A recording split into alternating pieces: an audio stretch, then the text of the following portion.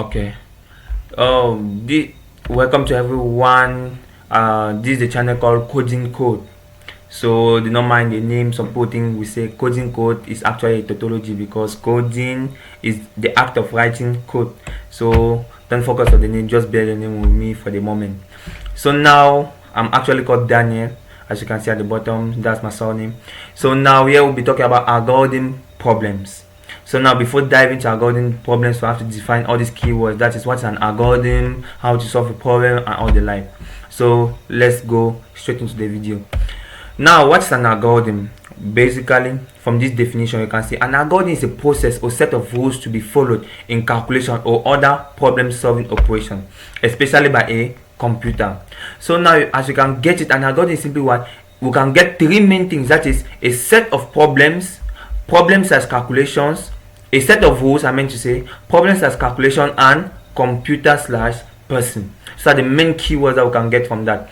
So now, what is a set of rules? A set of rules is simply what the way, that is the instructions or the principles or the laws were applied in solving something. Let's take for the case of mathematics. If we go in solving, let's say to calculate the hypotenuse of a right angle triangle, we need to use the Pythagoras theorem. That is a square is equals to what? O square plus a square, where a represent the hypotenuse and O represent the opposite and a the adjacent. That's just some simple things. Let's take another simple algorithm. To eat, let us take what? In modern homes, let me take an example. Modern homes, to eat, what do you need to do? You need to wash your hands, you need to rinse the hands, you need to dry it, you hold your spoon, you take the food and you put it into your mouth, and you chew before swallowing. So that is the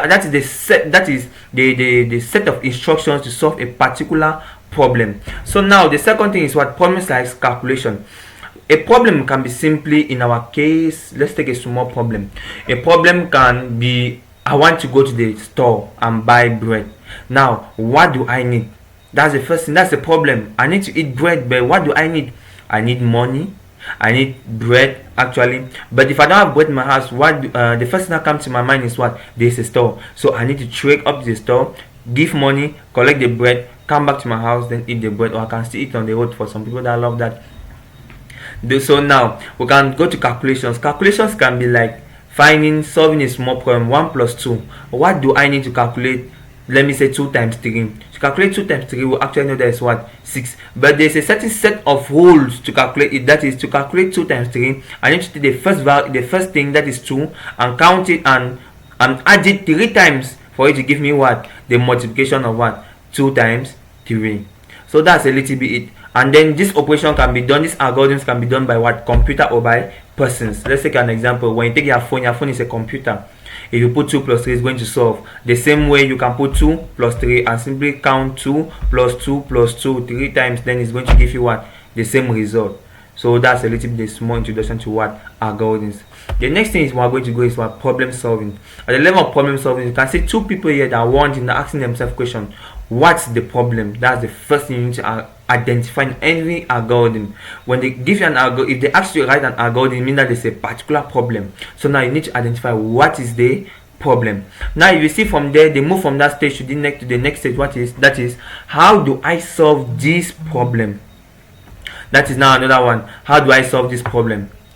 Now, reflecting on how to solve a problem is in 3 phases. That is the how, the what, and the where. What are called the H2W.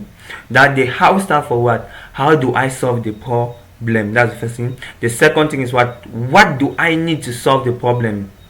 For example, do I need constants? Do I need variables? So those kind of things. Do I need an if construction? Do I need a for loop? Do I need a while loop? And all the like. The next thing that goes is what? Is the where. Where do I use it? Now I have what I need to solve the problem. Now where do I use it? I can use the if condition if it's a conditional statement. I can use the select if there are multiple if conditions. I can use the iterative construction, that is the for loop and the while loop, if I have to go for a very long range and avoid replicating codes manually. You get a little bit. So that is some simple problems for simple steps for solving a problem. That is the H2W. Never forget that. The next thing is what? The nature of the algorithm. How do I solve the problem? As you can see from the keyword solution on this image, you see that many question marks. How do I solve the problem? This question mark simply means that what? At the level of this solution, there are many ways in solving a problem. Let's take a simple example. let's take a simple example. If I come at this level and I say I want to solve, let me say I want to solve 2 times 3. 2 times 3 is the same as what? 2 plus 2 plus 2. Or is the same as what? 2 times 3 is also the same as what? 3 plus 3. So you see that there are many ways in solving a problem. So that's why at this level we reflect on which method to use. But someone said a method is as good as the person using it. So the next thing is what? Algorithm is mainly converting what from meaningless data to what? Useful data. Now you can see a bunch of rope tied up together. That doesn't make any sense. But when it's untied, you can see how it makes enough sense. That is rope that will actually know. But in the rough state, nobody could know that it was actually something useful. So now, if we continue, let's come to the context of the day. That is the list of our problems. Now we're going to start. We have 3 main exercises that we're going to solve today. The first exercise is what? A simple calculator program following the instructions of the algorithm. The second is what? Multiplying a number from 1 up to the number entered, provided it is a positive number. Then exercise 3 will be simply doing what? Write an algorithm to implement a simple game between 2 players. That is a small guessing game. So we are going to start with the first algorithm. Then now the first algorithm says what? Write a calculator program where the user enters the first real in bracket x number. This x simply represents the name of the variable. That is the first variable that is going to store the first value. The next one it says the operation plus or minus or star or division where they are of type what? Characters. Then it takes a second real that is of the second real number y, that is the name of the variable for the second value you are going to enter, and then display the result. So now let's take a simple example. So let me explain to you how we understand the H2W, that is how, what, and where. Now we're going to go to the how. How do I make a simple calculator program? If I want to add 6 plus 9 on this simple calculator, what do? I enter 6, I enter the operation, and I enter the second number. That is the second real y I set in the algorithm, 9. If I press equals to, it gives me 15. You get it? So it means that the steps to solving is what? I enter the first number, I enter the operator of my choice, I enter the second number, and I display the result. So that's the simple algorithm to solve that problem. So some people are going to solve the algorithm, but they are not going to follow the rules. The rule is what? Enter a first real number, enter the operator, then enter the second number, and lastly display results. So now what do I need? I need actually 3 variables, because from this problem we see that we need 3 variables. The first one will be what? The first variable to store the first number, the second variable to store what? The operator, and the third variable to store the second number. Then we'll display the result in our right statement. So let's go right away to this thing, to our problem, so to our solution. So here I'm using the Google Docs for simple algorithm problems, since we don't need to compile the code. But if we'll go to things like C programming, we're going to use code blocks or dev C++ as algorithms, or other online editors, or sandbox and all the like. So now the first thing you see, an algorithm must always have the keyword algorithm in capital and a name of a program. The name is just to help you tell other programmers that okay, this algorithm is to write what? It's a simple calculator program. So you should not start reasoning to understand a program. He simply already knows what the program does.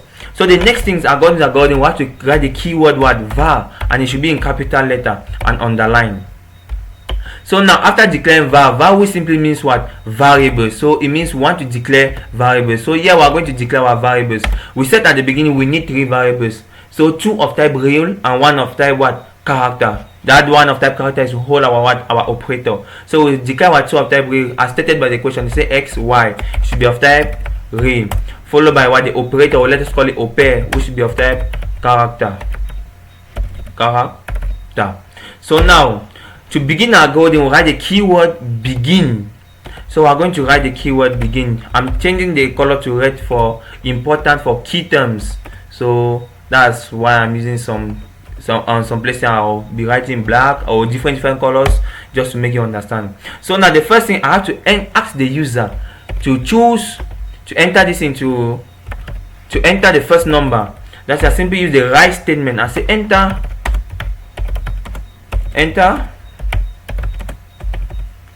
first number. I can simply put a comma or an equals to. Then I do what? I read and I store it in a certain variable called x as stated by the question. The next thing that follows is what? I have to write to ask him to enter the operator. Let me say enter operator. I can simply say hint.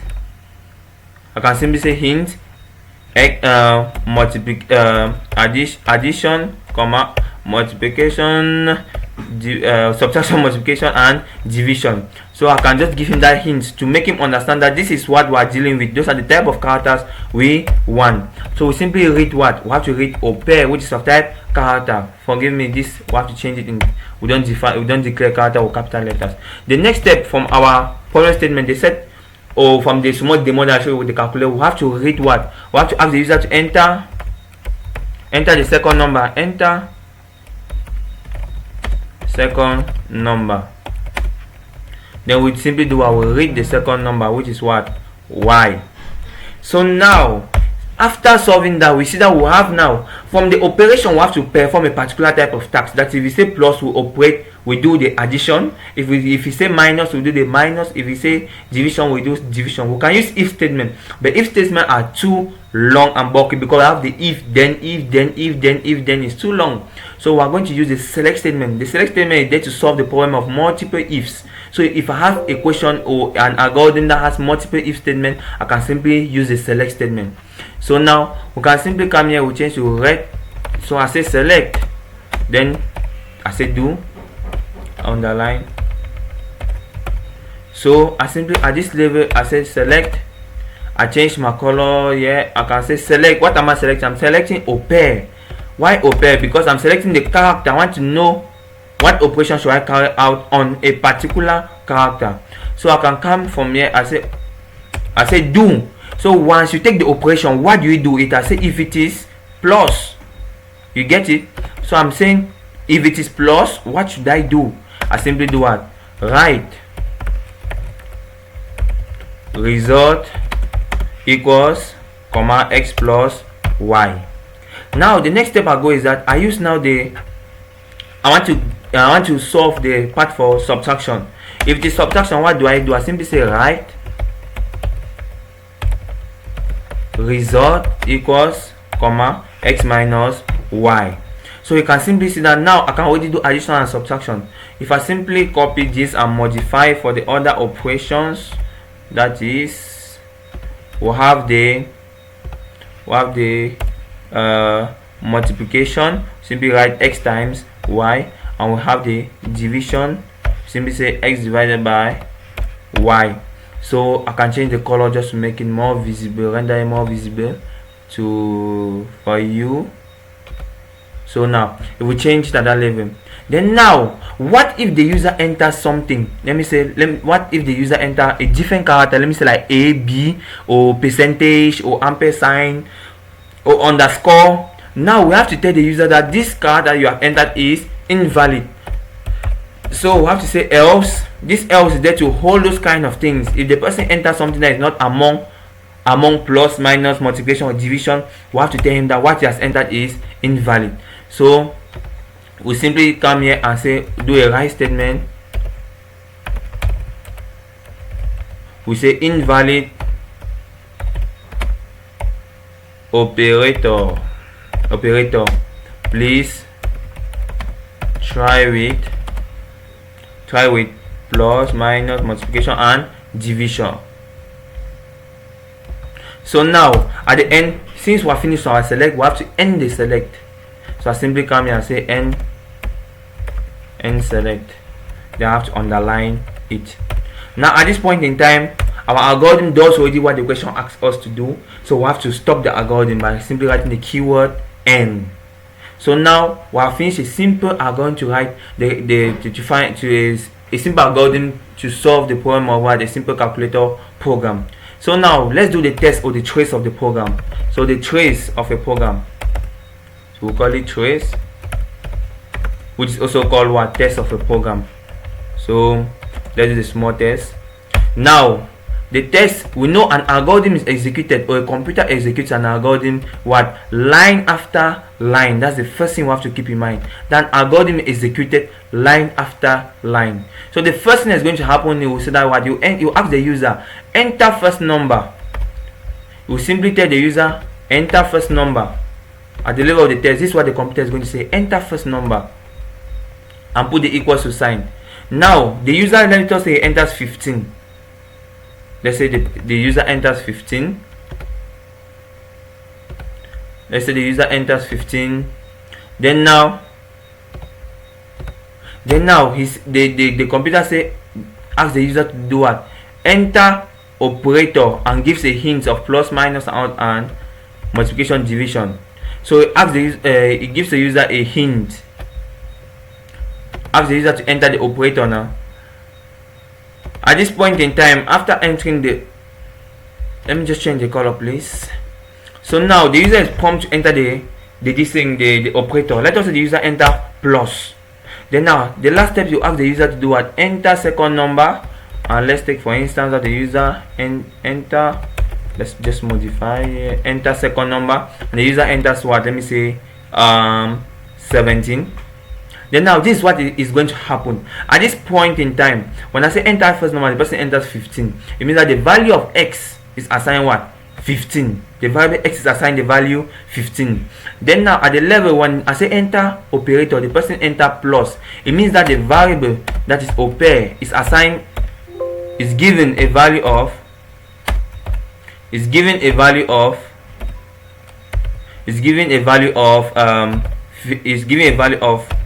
plus. So at this level x is given a value of 15. This is what happens in the computer in background. Now at this level enter second number. The value is assigned to what? The variable called y. So y will be assigned a value of 17. Then now, how will the computer process the rest of the instructions? It comes at this level. It says select operator. What is our operator? Our operator is plus. That's our operator is plus. It simply comes does the execute the line of code where there is plus. So it comes to plus and does what? Write result equals x plus y. So it simply come and say result equals x. What is our x? 15. What is our y? 17. So it will give us 15 plus 17, which is equals to what? 32. So this is a small algorithm that is going to solve a small calculator program following the instruction where the user enters the first number, enters the operator, and enter the second number, then we print the result. So this is a simple algorithm with a trace. So thank you for watching this tutorial, and the next tutorial will continue with the next algorithm. Let's just stay tuned. Thank you.